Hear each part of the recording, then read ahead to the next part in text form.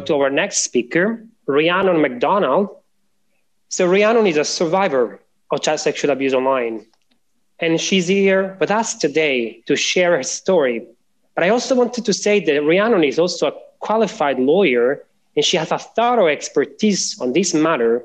And in fact, she works now as a subject matter expert for the Mary Collins Foundation. I really want to wholeheartedly thank you, Rhiannon, to be here with us today, for your bravery to share with us your story, and to have decided to dedicate your life, your work, to help other people. Thank you so much for that. So now the floor is yours, please. Thank you, Emilio. Just checking everybody can hear me. Excellent. Yes. Hi, so I'm Rhiannon. I am a survivor of online grooming and in-person child sexual abuse. This happened when I was 13 years old. I was introduced to somebody online by a friend on MSN Messenger and AOL chat. And I thought that this person that I was speaking to was trying to make friends with me. She said that she was a young adult female, around 20, early 20s. She asked normal questions. How old was I? Where did I live? What music did I listen to? What were my hobbies? Who were my friends? It was all very normal conversation. And this was in the period of, this was in 2003. This was when the internet was all about reaching out across the world and making friends. And that's exactly what I thought was happening. We shared a photo of each other. I sent a photo of myself to her. She sent me a photo that was supposed to be of her. I didn't suspect for 1 second that who I was talking to was not who she said she was. She complimented me and she told me that I was pretty. I was beautiful. As a 13-year-old girl, I didn't have very good self-confidence at all. I was very shy.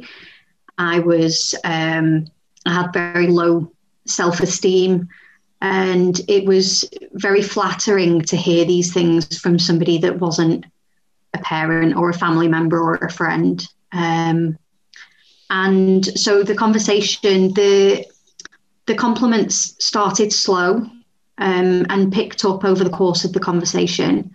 I was speaking to her for hours on this evening, and like I say, the compliments snowballed, and she told me then that she was a model and that she thought that I could be a model as well.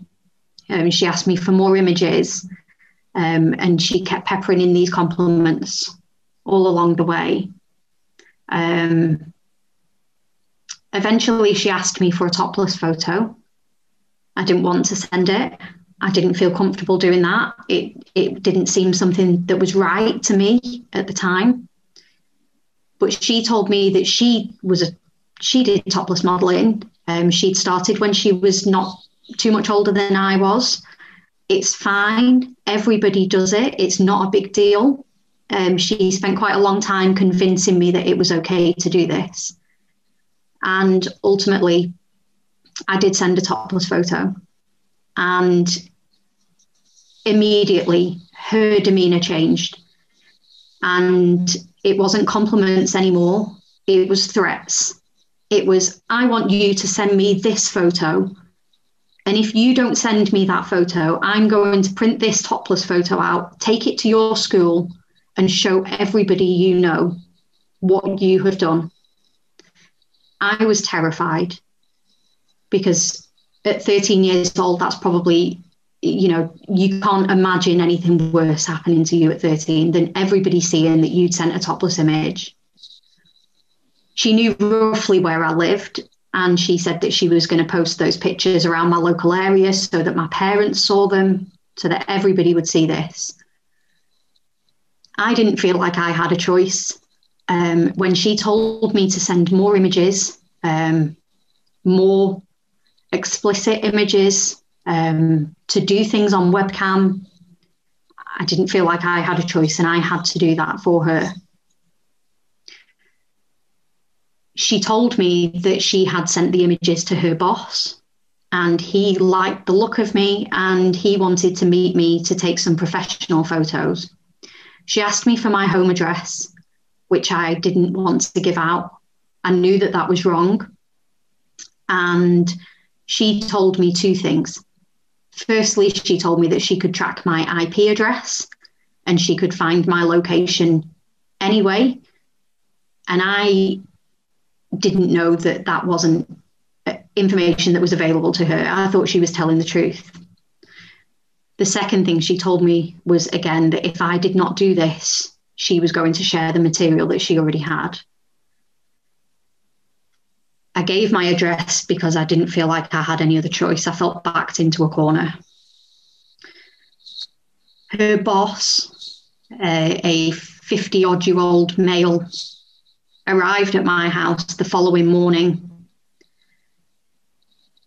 He sexually assaulted me in my bedroom, and he took photos of everything that happened. He also told me that he'd printed out and brought the photos from the night before. He told me that if I didn't do what he told me to do, he was going to show everybody. He told me that if I tried to tell anybody, he was going to show everybody. I was scared. I was terrified. I didn't feel like I had any choice in this at all. When he left, I knew instinctively that I wasn't going to report this to anybody. Nothing could have made me tell anybody that.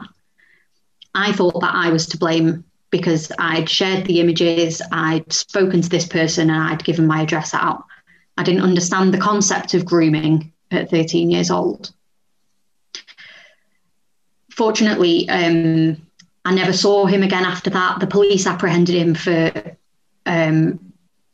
incidents against other young girls, and they contacted me 6 months down the line. It went to court and he was sent to prison, for which I'm grateful.